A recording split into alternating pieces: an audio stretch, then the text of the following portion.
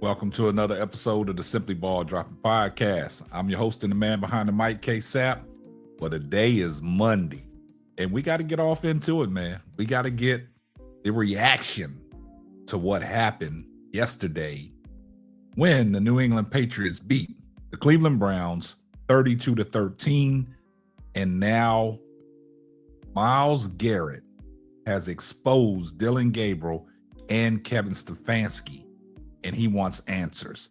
But we're going to get off into all that next here on the Simply Ball Dropping Podcast.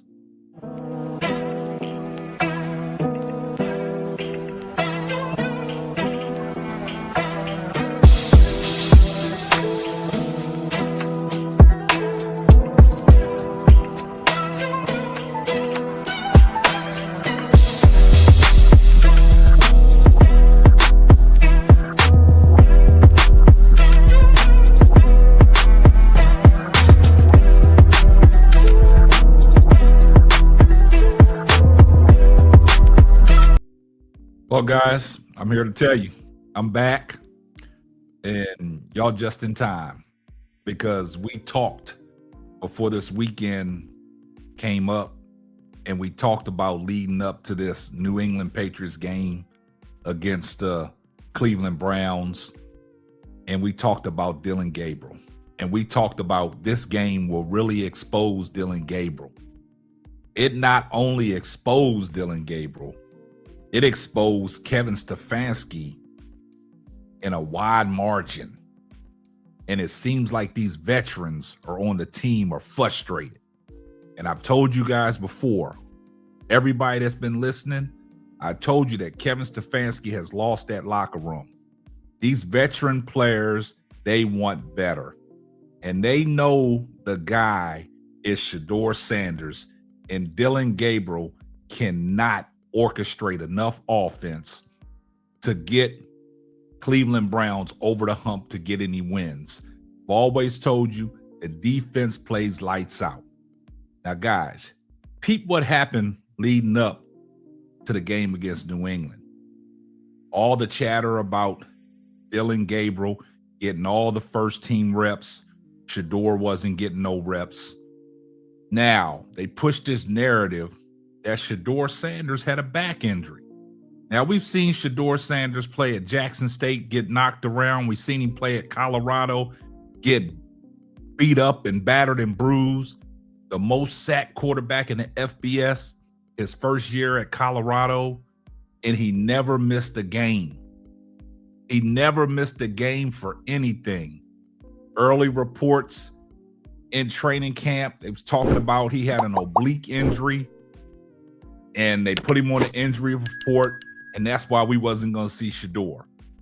Then all of a sudden, leading up to this New England Patriots game, they came out and said Shedeur had a back injury.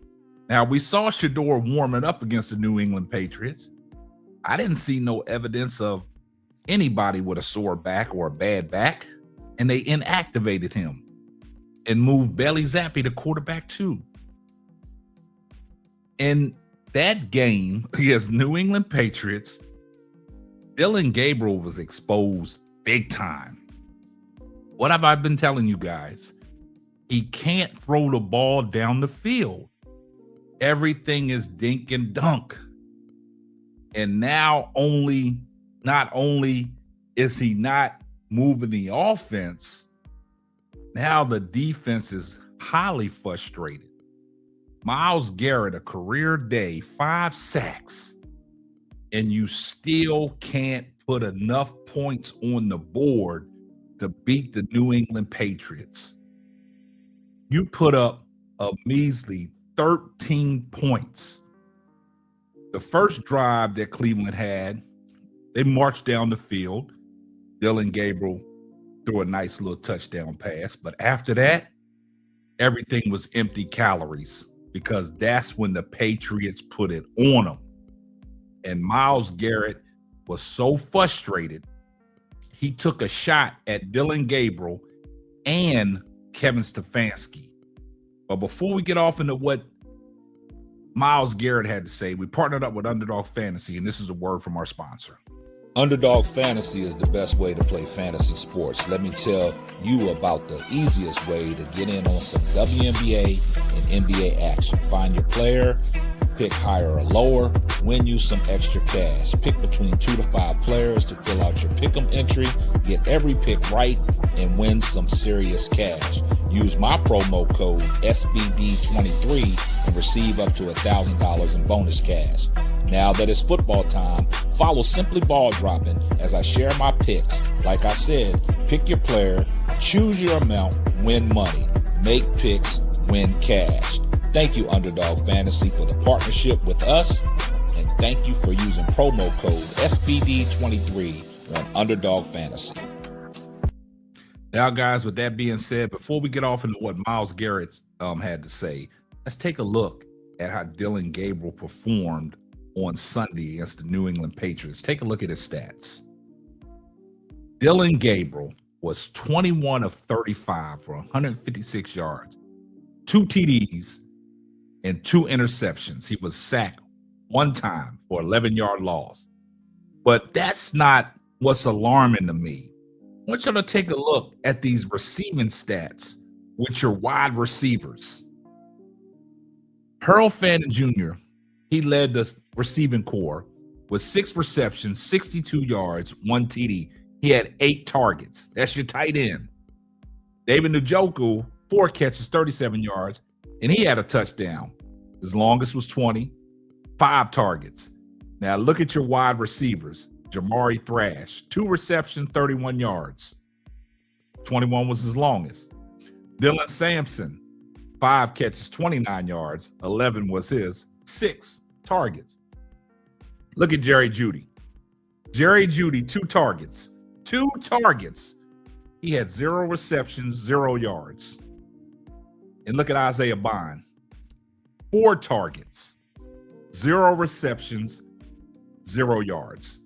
That is your main wide receivers right there, Jerry Jeudy, Isaiah Bond. And you tell me, combined out of them 2, none of them got no receptions? Jerry Jeudy, your big-time playmaker, your big threat wide receiver, 2 targets. Now, I told you guys, every time Dillon Gabriel tries to force the ball down the field, it's high and overshot. Dillon Gabriel threw some duds against New England. He threw sometimes to where nobody was at. He overshot Jerry Jeudy in the end zone twice again, and then he throws a pick, and then he tries to throw the deep ball and gets it picked off again. Now you tell me. Now look at Quinshon Judkins, 3 receptions minus 2 yards. What did we tell you about the dip and dunk? And this is why Myles Garrett is so frustrated. This is why he took a shot at Dillon Gabriel and Kevin Stefanski. Let's take a listen to what Myles Garrett had to say. Take a listen. To see us stick to the run a little bit, especially with a dynamic playmaker like Quinshon. Hell, even Dillon. Both of them getting the ball. Both of them have different styles, but effective runners in their own right. So would have liked to see it, but they saw differently. Now, you heard what Myles Garrett had to say. He basically is saying Dillon Gabriel is not a threat passing the ball. He would have liked to seen them stick to the running game with the dynamic back of a Quinshon Judkins. And then he said they saw otherwise. He's taking a definite shot at Kevin Stefanski for his play calling. And I told you guys, Kevin Stefanski is not an efficient play caller. He's a head coach, 2-time NFL Coach of the Year. But Myles Garrett is frustrated. We saw Myles Garrett's antics on the sidelines, throwing his helmet down. He was setting off at the end of the bench by himself. He has grown frustrated with his offense and Dillon Gabriel. But now he's being boisterous about it. In his opinion, I want to see if they're going to take his opinion in consideration. Now, we've talked about the bye week. After the bye week, most likely we should see Shedeur Sanders. But Kevin Stefanski is still hell-bent on sticking with Dillon Gabriel. I'm telling you, Kevin Stefanski has lost trust in these veteran guys. They know Dillon Gabriel is not successful. They know Dillon Gabriel is not capable of leading this offense to get wins for the Cleveland Browns because they have an elite defense. Myles Garrett had an elite day, a career day, and you tell me you only put up 13 points? Now, this is what they want to, show you guys.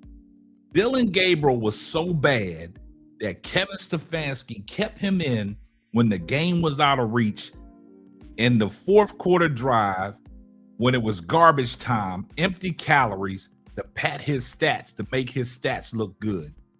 And his stats was still terrible. Still threw the ball 35 times. Still only had 156 yards passing. 2 TDs and 2 interceptions.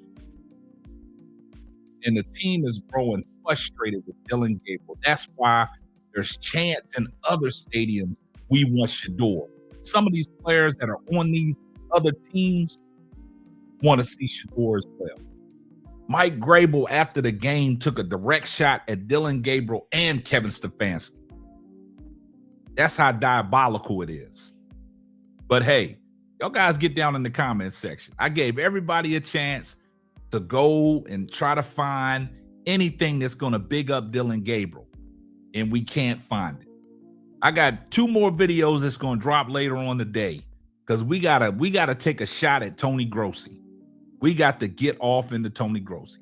But you guys get down in the comment sections. Let me know what you think about today's video. If you're not subscribed to the channel, do me a favor. Hit the subscribe button. Turn your post notifications on so you know every time Simply Ball drops another hot banger. I see everybody in the comment section. #salute. And this is going to wrap up another episode of the Simply Ball Dropping Podcast. I'm your host and the man behind the mic, K-Sap. We're going to catch you on the next one. Deuces. Thanks for listening to the Simply Ball Dropping Podcast. Be sure to subscribe, like, and share on all major platforms. That's all, folks.